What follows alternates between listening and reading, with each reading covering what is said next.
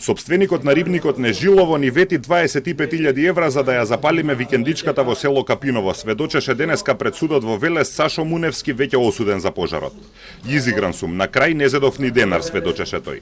По неколку запалени куќи и викендици во Велешки азот во изминатите неколку години, за последниот подметнат пожар во Капиново од мај минатата година, полицијата уапси тројца осомничени. Муневски призна вина за подметнувањето на пожарот и доби 7 години затвор, а судењето против Ѓоре Петровски од Ореше и Даниел Димески од Прилеп продолжува во Велешкиот суд. Се бранеле дека мислеле дека одат на кражба, а не на палење.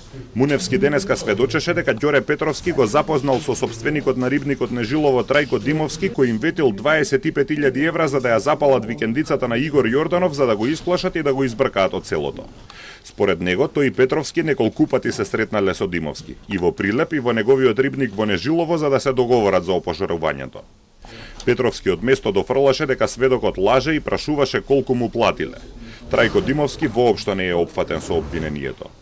Муневски рече дека другиот обвинет, Даниел Димовски, не знаел дека одат да подметнат пожар. Код веќе ја истражуваше темата со неколкуте пожари во регионот.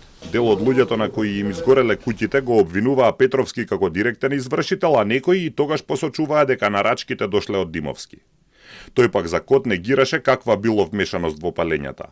Луѓето на кои им е запалена викендичката ни ги знам, ни ги познавам. Негира и дека воопшто има комуникација со Ѓоре Петровски.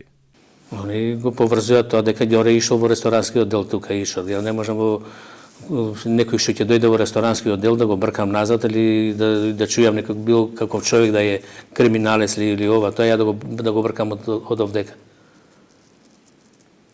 Како можеме да ги избркаме некога од овдека?